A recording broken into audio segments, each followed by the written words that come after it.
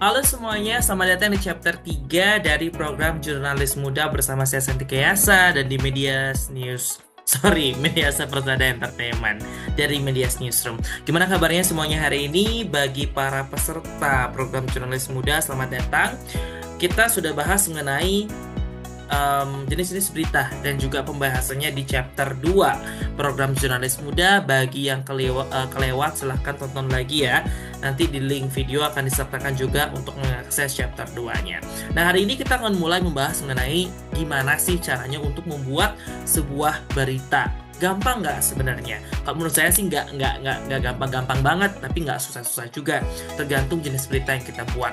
Kalau jenis beritanya berita lurus ya kita harus istilahnya turun ke lapangan atau minimal kita mengadakan studi literatur dari beberapa jenis berita yang memang sudah dimuat di media. Namun jikalau memang jenis berita yang investigasi, kita harus mendalam banget nih untuk bisa datang terjun ke lapangan dengan mungkin tidak hanya sehari, lebih dari sehari ya, dua hari, 3 hari, atau bahkan mungkin berita kritis yang sering dimuat di mungkin platform narasi punyanya Najwa Shihab. Itu sangat kritis di sana, membutuhkan istilahnya research yang lebih mendalam, tentunya akan membutuhkan lebih banyak effort dan juga lebih susah seperti itu. Cuman mungkin sekarang kita akan menulis sebuah berita gampang ya, berita berita lurus mungkin ya, atau straight news, karena berita lurus merupakan salah satu jenis berita yang paling simpel namun juga faktual. Nah, sebelum itu kita akan membahas mengenai tahapan dalam membuat sebuah berita. Nah, kalau kita ingin membuat sebuah berita, itu tidak langsung ngambil dari sumbernya, langsung kita tulis sesuai dengan apa yang kita mau. Tidak seperti itu. Ada tahapan-tahapannya. Yang pertama adalah pengumpulan informasi. Tentunya kita ngumpulin informasi-informasi yang memang menjadi dasaran faktual, hal-hal informasi faktual yang memang kita akan muat dalam berita tersebut. Bisa kita terjun ke lapangan langsung, kita wawancara, kita observasi, kita amati seperti itu, lalu kita susun dalam bentuk draft, di mana itu melangkah ke step kedua, penyusunan berita dalam bentuk draft biasanya. Kalau saya sukanya saya ketik draftnya. Yang ketiga, sesuai dengan 5W+1H kalau berita straight news atau berita lurus. Yang ketiga adalah penyuntingan. Nah, penyuntingan adalah proses pengecekan dari redaksi dan juga dari leader kita mungkin mengenai berita yang kita buat. Udah sesuai nggak dengan kaidahnya? Sudah sesuai nggak dengan jenisnya? Lalu ada hal yang istilahnya itu melanggar etika kode etik jurnalistik nggak? Atau ada yang perlu ditambahkan tidak? Ada kesalahan penulisan apa enggak? Oh, headline-nya itu boring enggak? Nah, itu dilaksanakan proses pengecekan di tahap penyuntingan. Next, tahap publikasi. Dalam tahap publikasi ini kita harus memilih media apa yang cocok untuk berita yang kita muat. Nggak mungkin dong tulisannya panjang kita pakai Instagram. Nggak mungkin dong tulisannya itu pendek kita pakai web. Jadi harus dipilih seperti itu. Sesuai dengan jenis dan juga karakteristik media yang kita pakai. Biasanya kalau kami di Medias Newsroom kita pakainya Instagram, kita buat press release. Next, kita juga publish di website Medias Newsroom @blogspot.com. Jadi berita yang versi yang lebih panjang kita juga publish di Twitter biasanya, or even di YouTube seperti itu, kita buatkan video gitu. Sampai sini aman ya semuanya, beberapa tahapan dalam menulis berita. Nah, semua tahapan ini, apakah semua berita seperti ini? Yes. Sebagian besar berita seperti ini karena memang ini tahapan general. Sekarang mungkin pada saat penyusunan pengumpulan informasi metodenya yang berbeda. Saat penyusunan berita proses strukturnya itu agak sedikit berbeda. Saat penyuntingan ada yang lebih lama, ada yang lebih sedikit. Saat publikasi medianya berbeda-beda seperti itu. Oke, ini ada beberapa penjelasan lebih lanjut mengenai tahapan menulis berita ya. Yang pertama adalah pengumpulan informasi. Tentunya pengumpulan informasi itu ya mengumpulkan informasi dari berbagai sumber seperti yang saya jelaskan tadi. Yang kedua, penyusunan berita. Ya, kita nyusun draft ya dari awal. Habis itu kita menyusun draft itu harus sesuai struktur. Biasanya ada lead atau headingnya, ada tubuh berita dan juga penutup. Next, kita menyusun lead atau heading yang menarik ya, sesuai dengan 5W+1H. Yang tadi sudah kita bahas. Nanti kita bahas gimana caranya menyusun heading ataupun lead yang menarik untuk sebuah berita. Entah itu berita langsung, berita editorial, berita berita opini dan segala macam. Oke.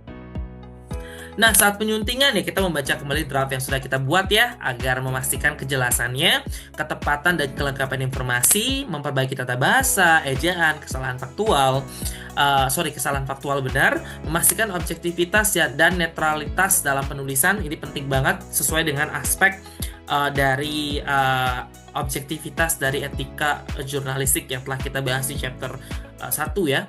Next, mengirimkan berita ke editor atau redaksi untuk mendapatkan persetujuan. Jadi kita kirim ke leader kita. Oke nggak berita kita? Kalau udah oke, kita publish. Publikasi berita, tentunya kita mempublish berita melalui platform yang sesuai dengan jenis berita dan karakteristik media seperti yang saya jelaskan tadi ya. Nah, kita sekarang lanjut akan membuat heading berita langsung. Nih, saya pribadi milihnya berita langsung karena kenapa? Berita langsung itu merupakan salah satu jenis berita yang paling gampang dan yang paling simpel untuk bisa kita pelajari. Nah, pertama, ada beberapa jenis format yang bisa kita pakai ya. Mungkin nanti bagi peserta program jurnalis dan juga teman-teman sekalian yang menyaksikan bisa memilih salah satu dari keempat format ini yang telah kita sajikan yang sering kita pakai. Yang pertama adalah format faktual. Ya, jadi ada rumusnya, peristiwanya apa, terjadi di tempat dan pada waktu. Contoh, semangka segar dipanen di kebun XYZ di Jakarta pada bulan Juli. Nah, peristiwanya apa? Oh, pemanenan semangka. Di mana kejadiannya? Di kebun XYZ di Jakarta. Kapan waktunya? Bulan Juli. Nah, itu boleh seperti itu. Yang kedua, format perubahan atau pengumuman. Nah, ada perubahan dan pengumuman. Contoh, organisasi atau institusi umumkan perubahan apa pada tanggal. Contoh, sekolah XYZ umumkan kurikulum baru yang diterapkan pada tahun ajaran 2024. Nah, organisasi atau institusinya apa? Oh, sekolah XYZ. Mengumumkan apa? Oh, perubahan kurikulum nih, kurikulum baru yang akan diterapkan. Di mana? Kapan ya? Tahun ajaran 2024.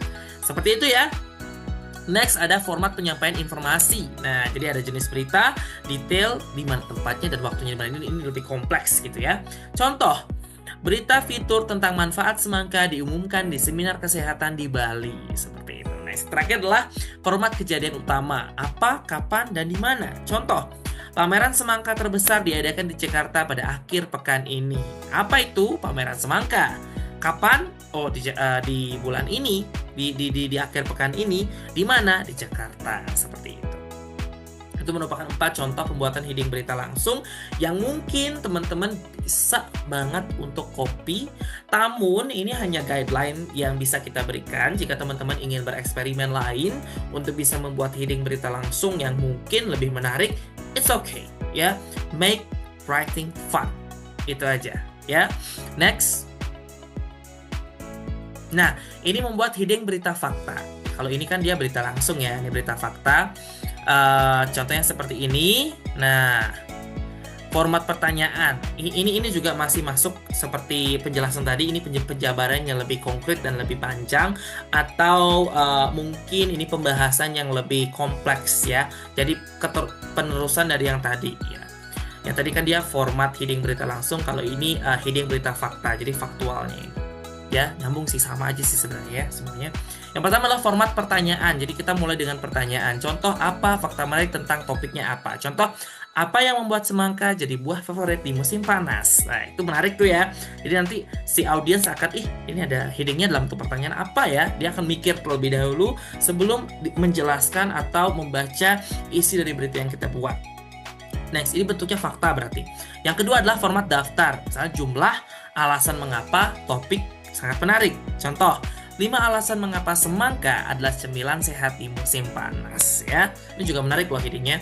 Next, format ketiga adalah format pernyataan yang menarik. Contoh, topik yang kata sifat untuk target audiens. Contoh, semangka, buah manis yang menyegarkan untuk semua usia. Nah, gitu. Ini kayaknya lebih cocok jadi format berita untuk video ya, video based news gitu ya. Bisa menjadi referensi ya. Next, format menggunakan kata kunci. Misalnya, kata kunci dan kata kunci dalam topik. Contoh, kelezatan dan nutrisi dalam semangka. Kenali manfaatnya. Seperti itu. Next, format intriguing hook ya. Temukan fakta mengejutkan tentang topik. Misalnya, temukan fakta mengejutkan tentang nutrisi semangka yang belum Anda ketahui. Next, selanjutnya nomor 6, format resolusi masalah ya. Atasi masalah dengan topik. Contohnya, atasi haus di musim panas dengan semangka segar, seperti itu. Nah, sampai sana, teman-teman sekalian, apakah ada pertanyaan mungkin sudah mulai, oh ternyata kalau bikin heading tuh harus seperti itu ya. Oh ternyata kalau bikin heading tuh harus seperti ini ya. Ada beberapa cara dan beberapa tips ternyata dalam membuat sebuah heading. Nah teman-teman tentunya boleh mengambil, seperti yang saya katakan tadi, bisa mengambil salah satu dari heading-heading berita yang telah saya jelaskan tadi. Tidak harus sama persis, mungkin itu bisa menjadi inspirasi yang sering kita pakai di Medias Newsroom seperti itu. Tentunya masing-masing heading ini seperti tentunya akan mengandung perspektif, akan memunculkan perspektif yang berbeda, memunculkan kemenarikan yang berbeda dari audiens seperti itu. Tergantung berita yang kita susun. Sekarang ini berita faktual, jadi lebih mengeksplorasi sebuah hal yang memang menjadi fakta seperti itu. Ataupun berita lurus tadi ya, yang kita bahas pertama itu mengeksplorasi kejadian langsung yang memang tanpa opini dalam penyusunan beritanya. Oke, next. Oke. Lagi satu saja. Nah, tadi kita udah bahas banyak banget mengenai heading dan juga proses penyusunan berita. Nah, sekarang kita membahas mengenai mengenal 5W+1H dalam sebuah berita. Nah, apa sih itu 5W+1H? Nah, ini merupakan sebuah prinsipal yang memang harus diterapkan di semua berita. Namun, fokusnya adalah di berita lurus atau straight news. Yang pertama adalah what. What itu apa ya? Jadi membahas mengenai apa sih beritanya, kita beritain tentang apa sih sebenarnya gitu. Contohnya, semangka adalah buah berair yang terkenal karena rasa manis dan kandungan air yang tinggi. Jadi apa sih itu semangka gitu. Yang kedua adalah who itu siapa ya. Contohnya, semangka dapat dinikmati oleh semua orang termasuk anak-anak dan dewasa. Siapa sih yang bisa menikmati semangka gitu. Next, where, di mana. Semangka tumbuh di berbagai belahan dunia, terutama di daerah beriklim hangat. Di mana sih kita bisa dapat semangka, atau di mana sih semangka itu dijual, itu boleh. Next, when itu kapan. Semangka biasanya dipanen di musim panas saat buah ini paling segar ya. Semangka itu kapan sih bisa dipanen? Semangka itu kapan sih bisa dibeli? Itu bisa dimasukin. Why itu mengapa ya, prinsipal selanjutnya atau istilahnya poin selanjutnya itu why, mengapa dalam 5W+1H. Semangka kaya akan vitamin dan antioksidan, menjadikannya pilihan sehat untuk melepaskan dahaga dan mendukung kesehatan jantung. Kenapa semangka? Gitu loh, kenapa kita harus makan semangka? Yang terakhir, how, bagaimana semangka dapat dinikmati langsung di jus atau digunakan dalam salad dan minuman segar. Gimana kita bisa ngolah semangka? Gimana caranya? Atau gimana kita bisa menjual semangka mungkin kalau misalnya kita ingin buka bisnis. Itu merupakan satu kesatuan dari berita yang mungkin bisa menjadi guideline bagi teman-teman sekalian yang masih pusing untuk nyusun sebuah berita, ya. Baik, itu merupakan pembahasan terakhir dari chapter kita mengenai jenis-jenis berita, mengenai tahap pembuatan sebuah berita, cara bikin heading itu seperti apa, dan mengenal 5W+1H dalam berita. Untuk itu teman-teman sekalian, bagi teman-teman yang masih punya pertanyaan, bisa di chat banget di kolom komentar atau bisa ke Medias Newsroom ya, juga bisa di komen di sana, bisa di DM kita. Tentunya kita akan kembali ke chapter berikutnya masih tentang cara membuat berita. Untuk itu pantengin terus channel kami by everyone. Jangan lupa like, subscribe, dan komen. See you!